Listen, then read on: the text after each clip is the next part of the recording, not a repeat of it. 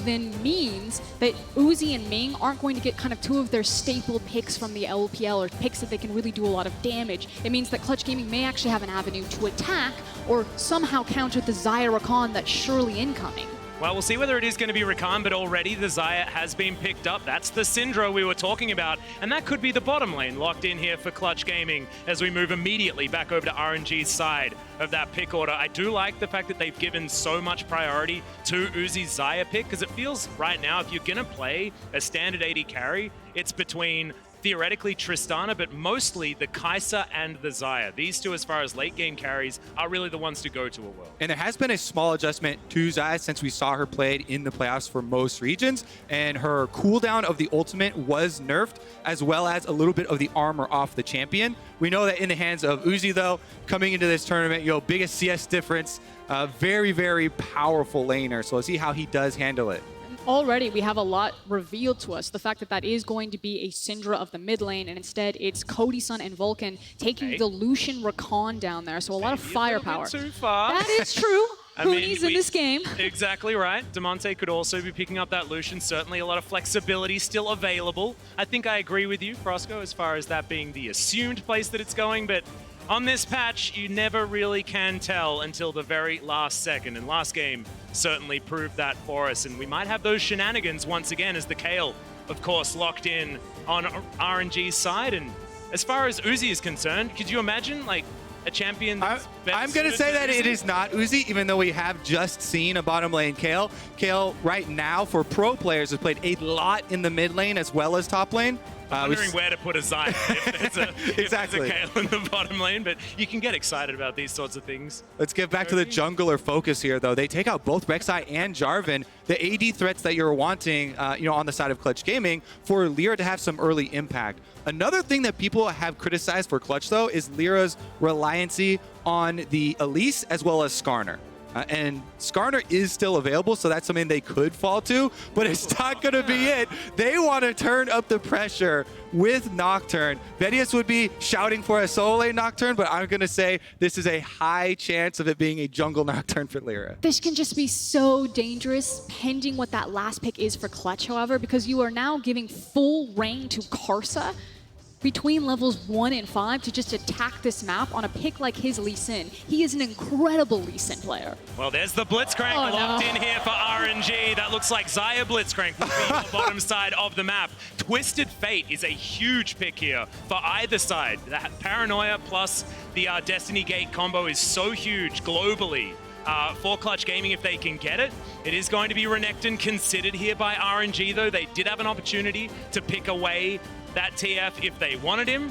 And now Clutch will see whether they pull the trigger on a whole lot of different global options here for their composition, which I would love. They've been very clever at navigating early games, and I think that's going to be even more important against RNG that feel like a freight train. Exactly. The last pick here for Clutch does need to be something that can come online fairly early for them. It also has to be something that can either pressure a Kayle top or deal with a Renekton top, because Kayle and Renekton, again, can be switched between mid and top lane. So Huni goes with an all-purpose pick, Gnar, something that has been rising in priority. Gnar is very good at being flexible as far as lane phase. You can play up and aggressively, or you can try and sit back in mini form, throw the boomerangs for CS. So it does give them a few more options and opens them up, even if there are a lot of flexes here from RNG. But now that we have a look at both of these compositions, on Clutch Gaming side, it is very much about kind of that level and 2-item power spike. Things like the level 9 from the Syndra, like the first 2 completed items for the Lucian, first completed item for Nocturne, that's their window of power. That's when they want to attack. Whereas RNG have excellent bridging tools in the Renekton and Lee Sin, and then amazing scaling options in Kayle and Xayah. If this game goes the distance, RNG's composition should just muscle out. There is some really, really intense strategy that needs to be used by Clutch Gaming in this game, because Kayle, if you group up as 5 and you Nocturne into that team that has Kayle, you are useless. However, if you Nocturne ult to split the enemy team up so that Kayle has no one in range for the ultimate, then Nocturne becomes the big counter. It's all about champion positioning here and how they set up the fights. Yeah, and it's also about bridging towards that carry potential out of RNG. I want to see Karsa spend a little bit more time than he otherwise would towards the top side of the map, creating a monster out of this Renekton. as we get into game 2 of the group stage. RNG taking on Clutch. And I personally don't really know what to expect from this game. I loved watching Clutch. I thought that it was going to be harder for them in their play-ins best of 5, but they 3-0'd like it was nothing against Royal Youth. Can they now take that form into RNG is the question. And we'll be able to find out right now as we hit the rift. RNG on blue, XiaoHu already in the mid lane up against Damonte. And we already had Lira place the defensive ward in the tri-brush, so you can see at the top. Then go back, he's going to change his trinket there over to the sweeper. And we'll see if there's any sort of early invade. I doubt it with these team compositions, though.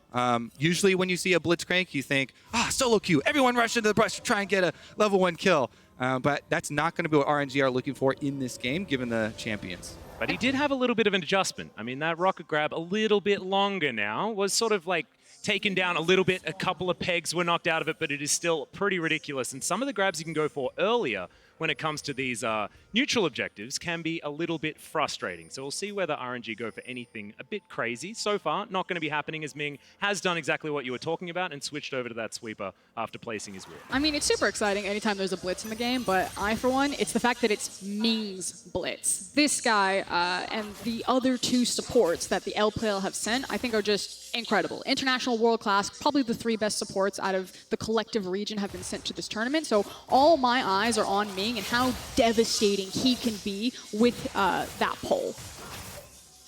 Well, laning phase is now upon us. The bottom side of the map is going to be a focus, especially if you're an RNG fan. Watching Uzi skate around the rift on his AD carry of choice has always been a beautiful thing to watch, as already Vulcan's diving on forward. Cody Sun with the piercing light, pretty strong, as Ming with the aftershock is going to keep himself alive. So relatively even trade between the 2.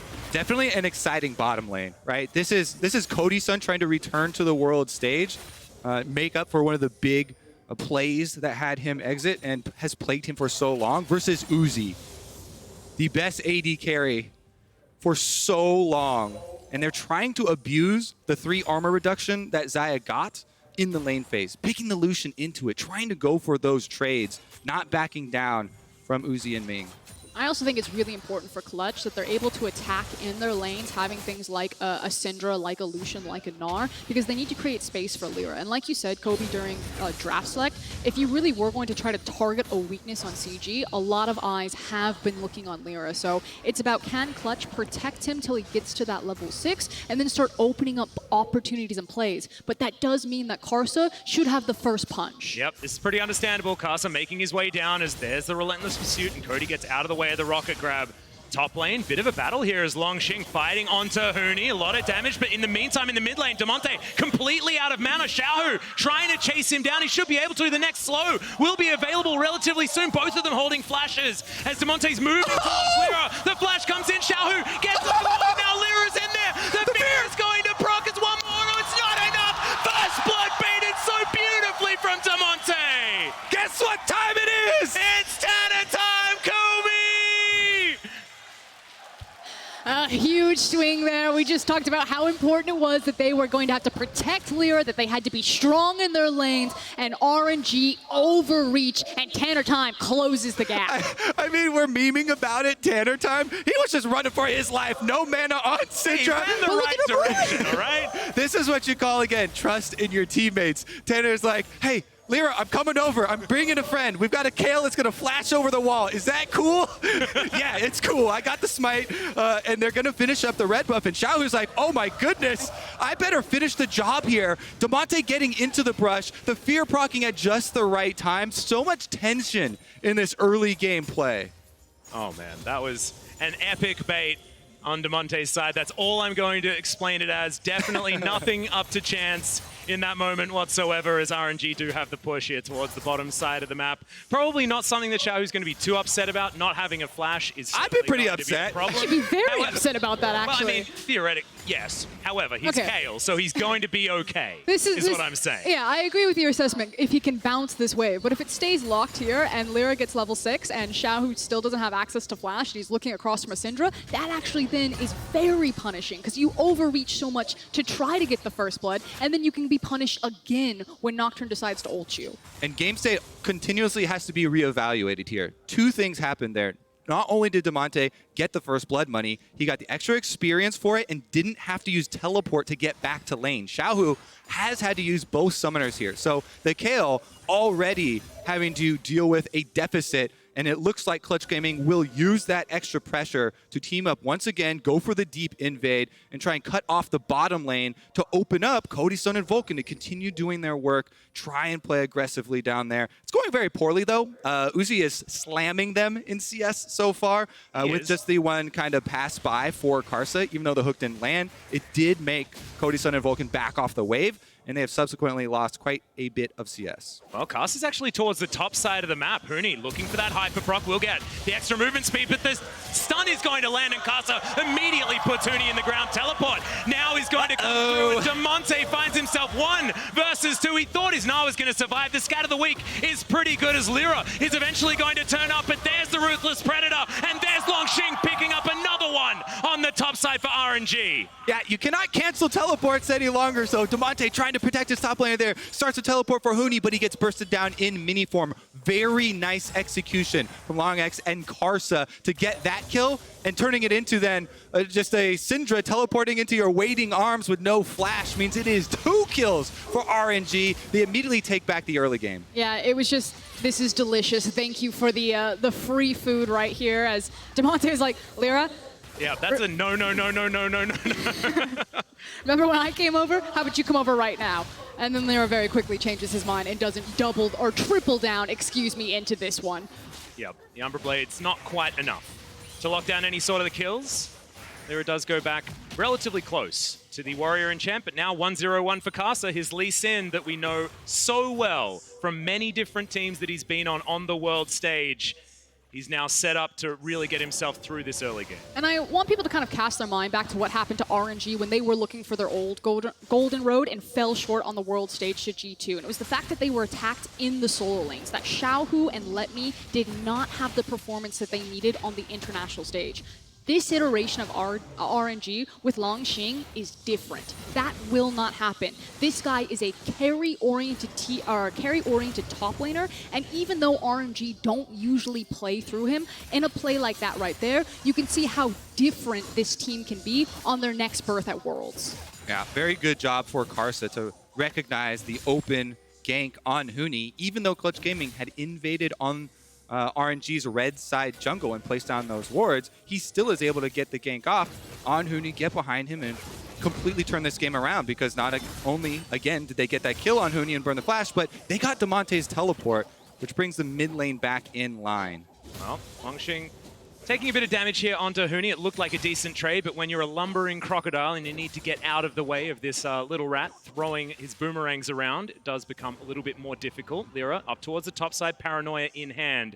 And there is the crush. Huni was looking for the Gnar into the wall, but not quite in range to get that one done as he shoves this wave in. Yeah, Huni was looking for a potential opportunity to try to use that Paranoia, but I think that Lira was actually just there for security, hovering underneath Huni while he was pushing the wave, trying to get that bounce so it's in a better spot. And this is something that I want to draw attention to with Huni as the tournament goes on. He's actually really smart about what he does with his time and making sure that he's always getting something from Clutch. You don't necessarily have to just sit and camp his lane for Huni to be effective, because he makes sure that he plays weak side really well, he plays strong side well, and any opportunity that he has, he's ducking into the jungle and trying to find information for his team. Now you can see Karsa has moved ahead of XiaoHu, who was sitting at second on gold despite the little mishap in the earlier stages of the game. He does have the Kleptomancy, so will have a bit more money, but Damonte still has the most money in the game.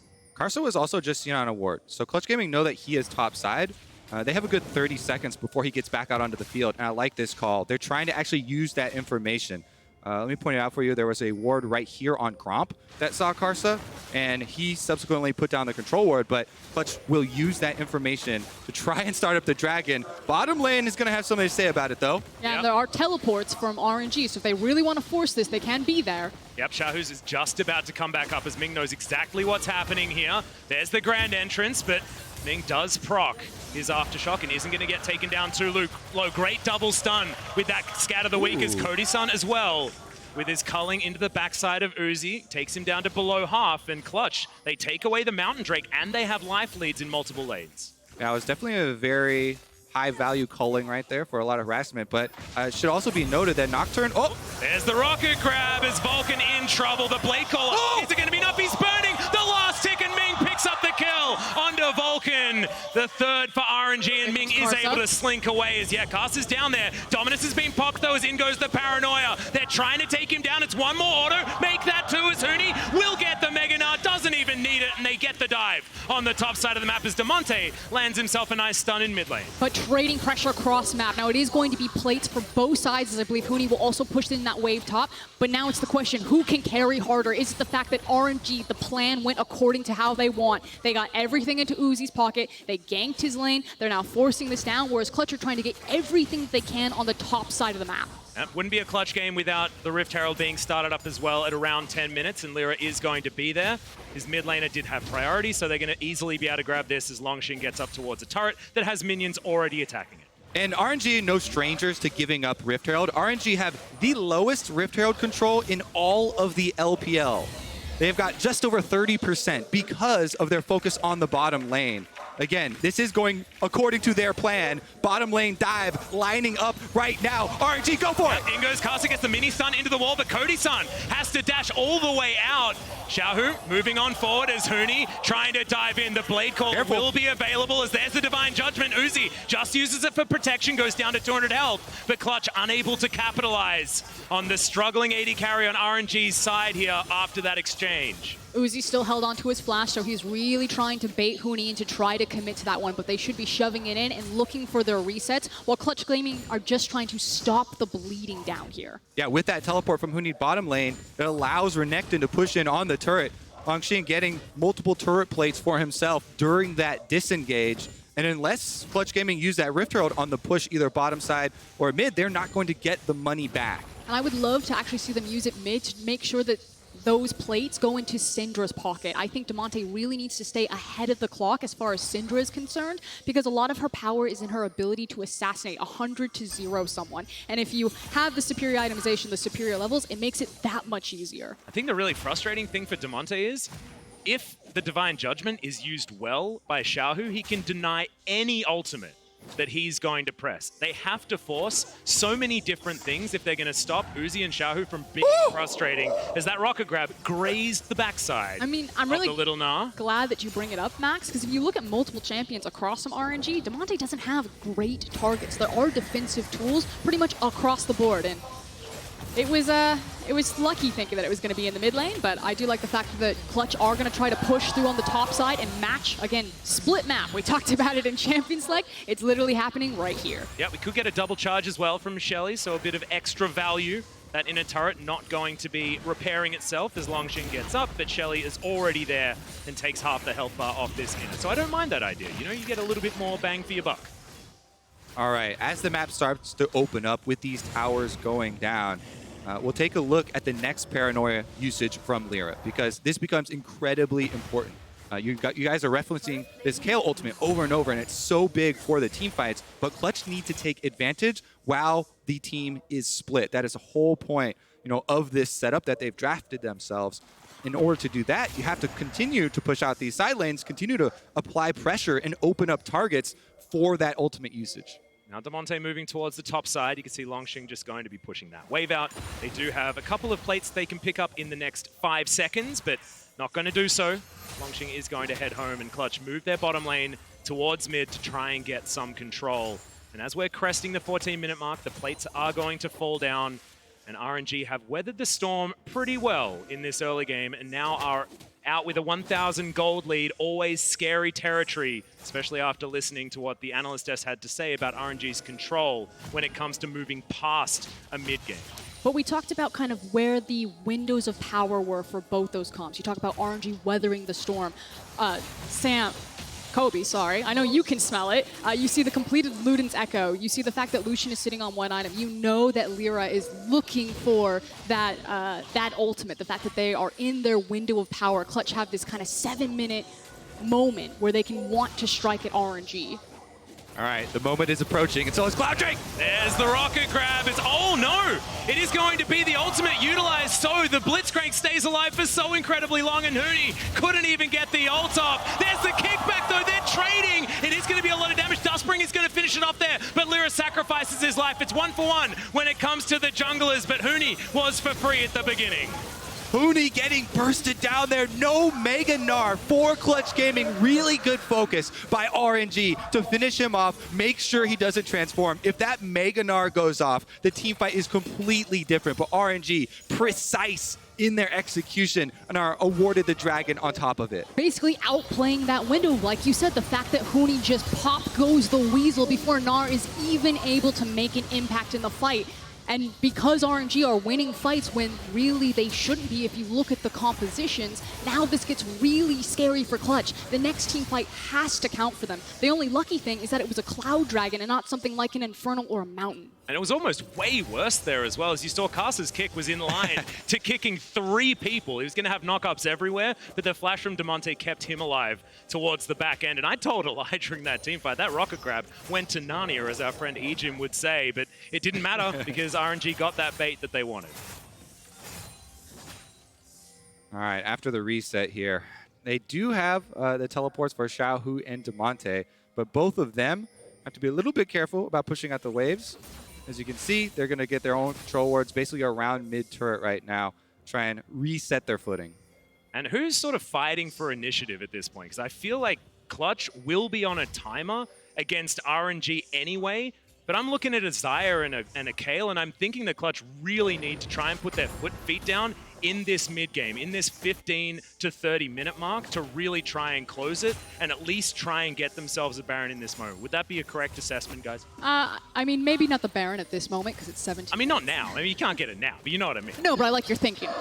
For me, it's really looking at Damonte and Lira and kind of what these two champions are doing on the map, because I look at Nocturne and Syndra at this point in the game, I'm like, they're probably the strongest champions right now, the kill pressure that they have, but Lira is actually being used kind of as just a shadow. He's playing Peter Pan to Huni, and Cody's left by himself. Yeah, he is able to dash out of the way. Was respecting the rocket grab, most definitely, and you can see, able to deal with the minion wave nicely as well. Clutch keeping that one very healthy in the mid lane is Kobe. Yeah, keep your eyes on the rage bar for Gnar, because this is one of the biggest things when selecting this champion. It's one of the biggest things that we saw in the last team fight that you have to work around. RNG actually played around it better than Clutch did last time, taking advantage of Huni while he did not have rage built up.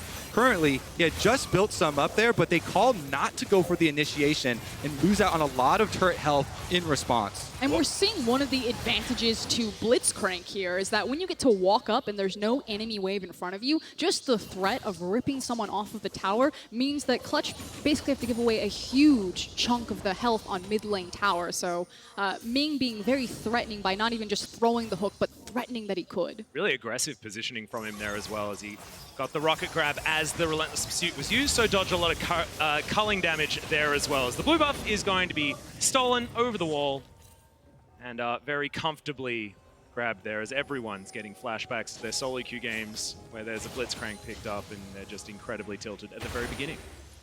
As we approach the mid game here, we have to look at how key the usage of these big ults are going to be. For Clutch Gaming, if they don't get an engage with the Rakan and Gnar ultimate, it is going to be so difficult for them to deal with the defensive cooldowns that RNG have drafted themselves. XiaoHu and Uzi, both with self-peel ultimates for themselves, on the side of RNG, make it a big war between the offensive cooldowns versus the defensive ones. And currently, they're trying to gain some ground with the control wards to get the initiative advantage for themselves. Without that, it's going to be so hard, to find an effective flank. And as you can see, Ming has a bounty on his head.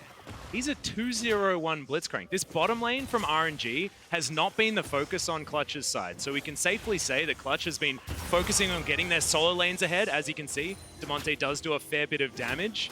But is that going to be enough moving out of this mid game towards the late game as we get there. I feel like they're playing very safe, and you were telling us that the chaos style of this paranoia, and then you can get that big burst damage down while it's dark for everyone on RNG's side. I think that requires you to make some moves and make some decisions that Clutch just can't seem to find. Well, Clutch are, as Kobe pointed out, trying to dark the map for RNG so they can try to find these opportunities. The last time RNG were actually sieging, though. Oh no, wow, Lira, brilliant spell shield timing as that sweeper almost turned the lights out for them as well, which would have been ironic for a Nocturne, of course, but RNG are going to be okay. There's the flash rocket grab. Ming is going to miss it as now Huni with that Mega Gnar available. Not a time that RNG really want to fight, but it looks like they still kind of want to. They're just going to wait out the Mega Gnar. So RNG see that Huni has gone into Mega Gnar. They're now just going to disengage. As soon as he drops, then they're going to poke in their head and look for another engagement. So Clutch, if you're going to take this, you better take it now. Yep, this could be the timing that they're looking for, as Huni is going to run out of that Gnar bar, and now RNG feeling a little bit more safe to group up as well. They are going to do so. Don't find the rocket grab once again, does Ming. Everyone seems to have an ability to move out of the way of that one. I think he's got to start focusing on Damonte with the rocket grab. I think he's the least mobile.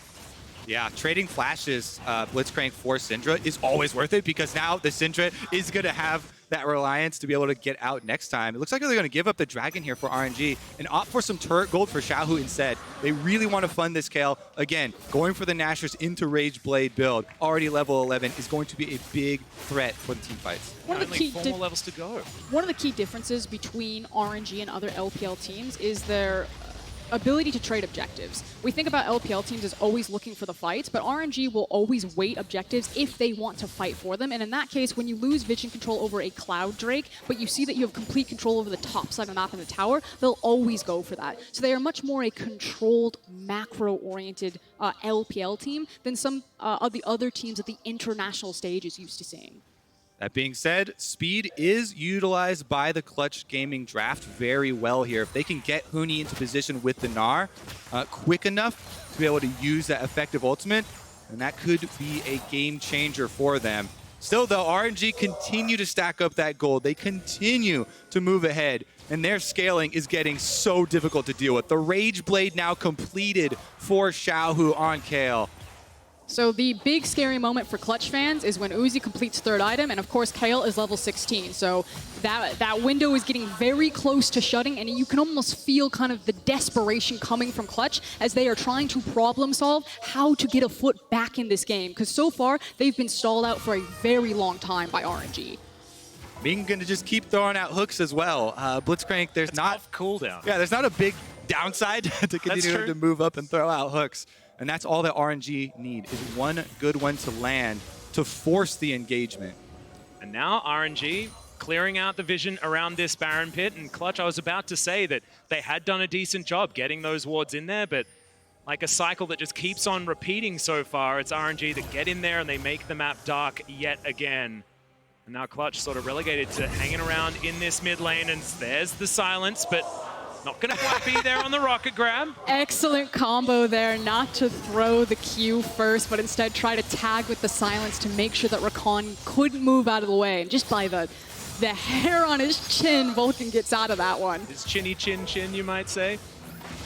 Clutch, oh, these rocket grabs are getting so frightening for Clutch fans, but it is not many of them landing. Yeah, it's funny because you can dodge 20 rocket grabs in a row, but if you get pulled by one that gives up the Baron fight for your team, then it's all tears. I also want to point out, as we continue in this tournament, another thing that RNG are much better at than other LPL teams is their vision denial game. Not just placing the vision, but making sure that when they move into an area that they're bringing the control wards and they're making that map dark. We've talked about it a couple of different times throughout this game, but it's something to keep track of as we go further into the tournament, and why champions like Blitzcrank and champions that can create other pick potential, like if they got their hands on a Syndra or even XiaoHu's famous Zoe, is so devastating for them because they can use it to such effectiveness around Fog of War. Excellent point, just shown by Damonte's movement. Him on Syndra, he couldn't move up past here, but here we go. Yep, there's the paranoia as the rocket grab is going to come in. That's going to proc the aftershock, but it's not going to be enough. The shutdown comes in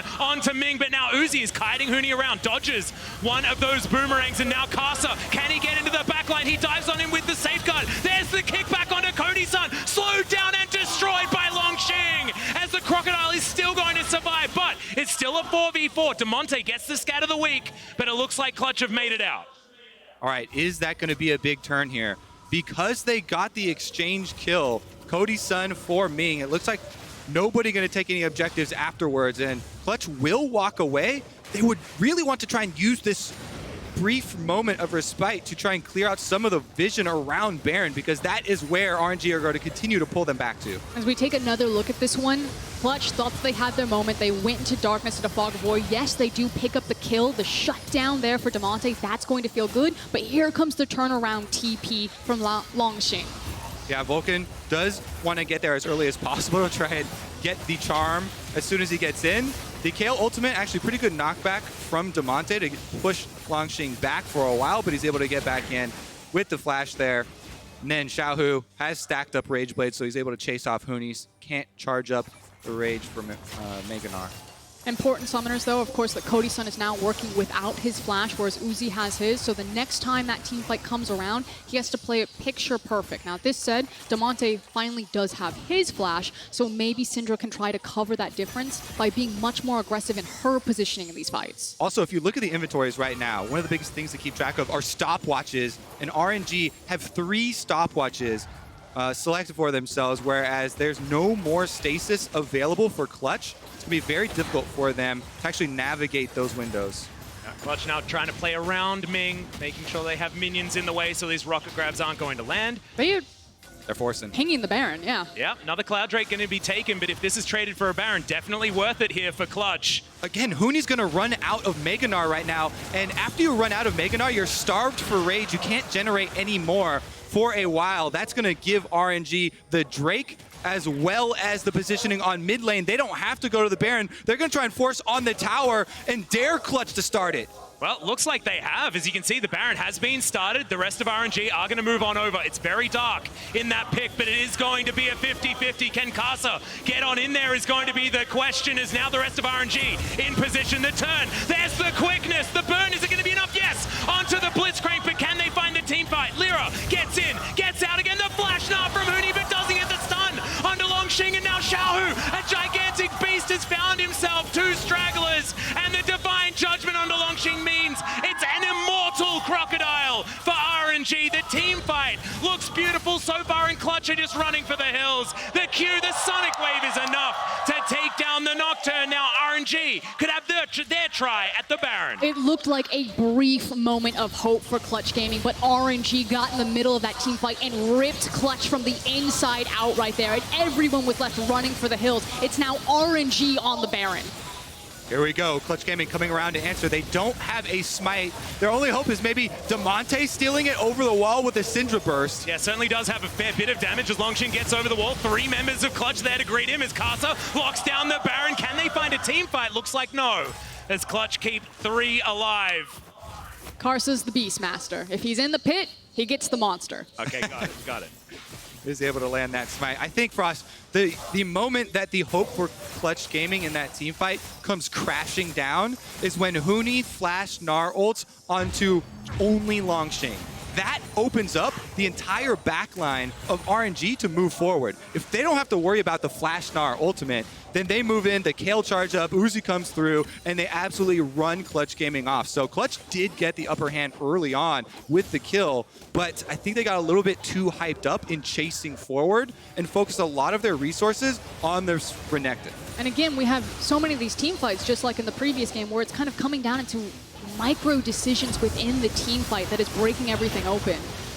And RNG's ability to play around a Gnar as kind of a staple champion in the LPL is exceptional today. Oh, the rocket grab's gonna land this time, and Uzi picks up the kill into Cody Sun. There's only so many times you can relentless pursue out of the way of that rocket grab before it's gonna finally hit you. And of course, Ming has thrown out so many this game. And with the Baron buff, RNG will take mid. They will take mid inhibitor. They also have bottom lane minions moving up. They are going to destroy so much of the Clutch Gaming defenses in one fell swoop. Yep, feeling like cooking show League of Legends here. The minion wave I prepared earlier moves towards this next inhibitor turret. They'll take down 2 inhibs already, and still 2 minutes left on that Baron buff. This is a huge power play as in goes Karsa, but he gets knocked up. Divine Judgment has to be invested, but it does keep the Lee Sin alive and gets RNG out of there with the prizes they were looking for. Yeah, very, very swiftly take out 2 inhibitors for themselves and leave Clutch Gaming reeling with only defense on their mind. It's now a 10K plus gold lead in favor of RNG. We talked about it at the beginning that their composition really runs away with the scaling now that they have level 15, soon to be level 16 Kayle, and 3 items plus defensive on Uzi Xayah right now. This feels pretty buttoned up from RNG. Yeah, I was going to mention that actually before, but we didn't really get a chance. There was too much fighting, too much sieging going on. We had to check out that last team fight, but Uzi's items are... yeah, they're pretty impressive at this stage, and it looks like we've crested the top of this volcano that is RNG's start to Worlds in 2019. As far as that gold graph is concerned, rest of the team now, we still do need to cross the T's and dot the I's on RNG's side. Clutch could try and pull something out. They're not called Clutch for nothing, but it's looking really difficult. And as Kobe's been talking about in these team fights, it's all about Huni. Can you get that 5-man Mega Gnar? Can you just immediately burst someone with the Nocturne and the Syndra on his CC and playing around this rage bar? So there's Mega Gnar again. Can they find the fight they're looking for? Yeah, look at the countdown on that rage bar. Clutch, this is the time that they have for trying to engage a fight. They really can't do it without Huni and his CC available, and it looks like it's worn off. They're just going to dive on underneath. They know exactly what the thing is here as Ming throws out his ultimate Divine Judgment on him this time, as well as Damonte delivered to RNG with a bow on top. Down to the GA as well is Lira, as the rest of the Clutch Gaming squad are running towards the fountain. I don't even know whether they're safe there as the minions, there are so many of them knocking down these Nexus turrets. RNG making a statement in their debut game at Worlds 2019 will destroy the Nexus and join SKT as 1-0 in this group. RNG coming out looking very strong here. Xayah bottom lane for Uzi, mid lane Kayle as well, scaling up and adding to that security that they know they can rely on later. And they didn't have to change anything. This is the RNG that we saw domestically in the LPL, and it's the RNG that makes its birth now on an international stage. And this is a team that it feels like at least the global community is not really focused on. It's all FPX, it's SKT, it's G2. It's IG, you know, this is RNG coming in as sort of the third thought from China. FPX with so much of that excitement and anticipation around Doinby making it to Worlds, and somehow it's RNG that's feeling like the third fiddle from China, which is just insane given the pedigree on this roster. China looks very, very scary, and I don't think people are going to be sleeping on RNG for much longer after that performance. But I do want to say, guys, RNG were allowed to play exactly the game that they wanted to, and I'd expect that other teams here at this tournament will not let them just comfortably